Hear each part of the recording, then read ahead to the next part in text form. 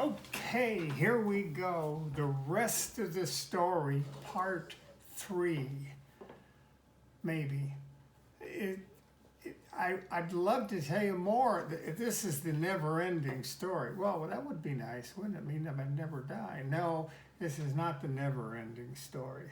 This is not the Greek tragedy. I'm not sure if it's a soap opera. I'm not sure what it is, but this is mostly going to be incomplete because I don't know what the devil they're going to do to me. My meeting with my cardiologist, which is over a week ago, it just threw me for a loop. I was so depressed. I was so unhappy with it. I go in there. Now, let me interrupt myself as I am wont to do because it needs to be interrupted. Again, I always say surround yourself with whole food, plant-based people, and I have.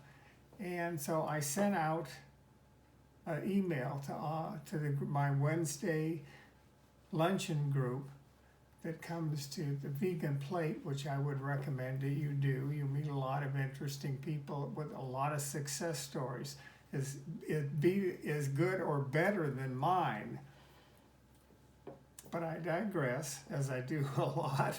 And I got an email from a fellow named Craig Chavez, and he said, I've had atrial fluttering 3 times in the last 10 years, and here's my phone number if you would like to talk about it. I couldn't press the buttons on my phone quick enough to call him. So he went in and told me his story, and he was very knowledgeable, and he just knew all sorts of stuff about this. Well, that's understandable, I thought, because he had had the atrial fluttering. I said, well, where did you learn all this? You seem so knowledgeable. Oh, it's all on YouTube. I thought, oh, yes, everything is on YouTube. So I talked to him. I've talked to him twice, and I've been on YouTube, and now I know something about it. And so I was all set to go, and had a telephone conference with my cardiologist. Well, that was the biggest downer ever. She says, all right, how you feeling? I said, well, not really that well. I have trouble. I've got chest pains. I've got shortness of breath. I can't go up and down stairs. And it's severely impacted my lifestyle. So not that good. And she says, oh, well, we're going to put you on more medication. I'm going, more? This is not a help. So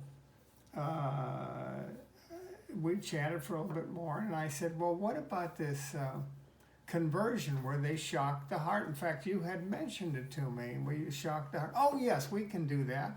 And I'm thinking to myself, why didn't she mention that? Well, she didn't. So then we chatted a little more, and I said, well, I've also heard about ablation. What about that? And she said, oh, ablation. She says, I'm not sure. What do you mean you're not sure? She says, well, you're 86. I'm not sure a cardiologist would want to perform that operation on an 86-year-old heart. And I'm thinking, there's just a whiff of negativity in that statement, isn't there? I try to be positive in my life. I find it works out very well.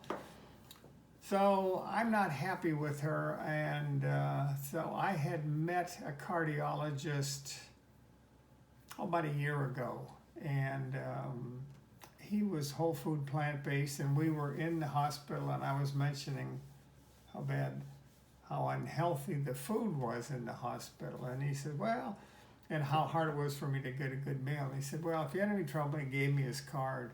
He said, and he was the head of cardiology, or at least that's what his card said. So I sent him I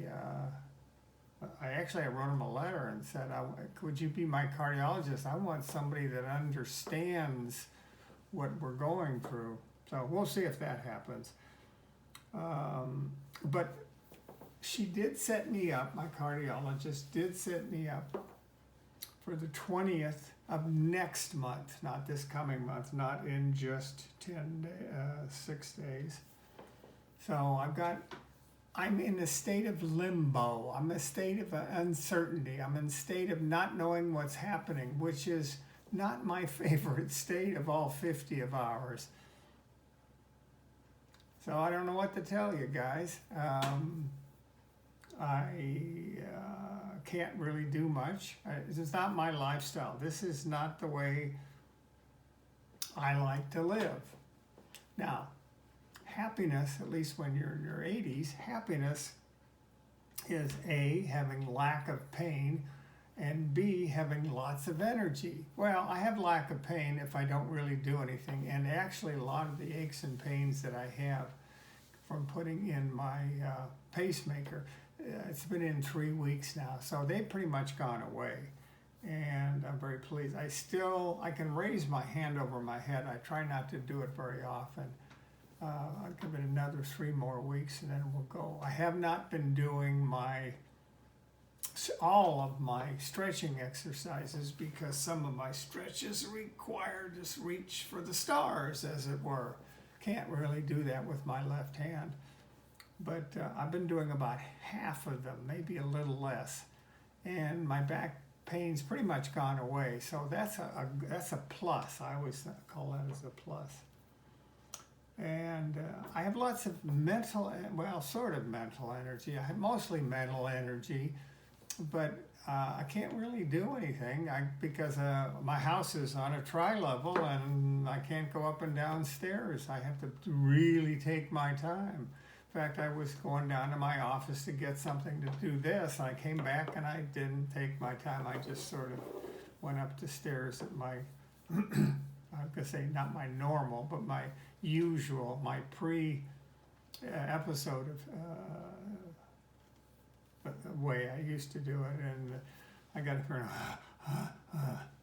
so I don't know what's going to happen.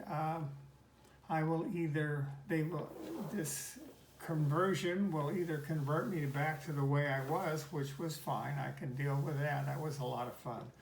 Or I'm going to have to readjust my life again and to having less mobility. I have mobility, it's just I have to really take my time. So that's where we are right now. So that took us about 8 minutes, and I thank you for watching this. If you have any questions, you can go here. My email address is on there. And most of you know my email address. So that's it for the rest of the story, part 3. We'll see if it is.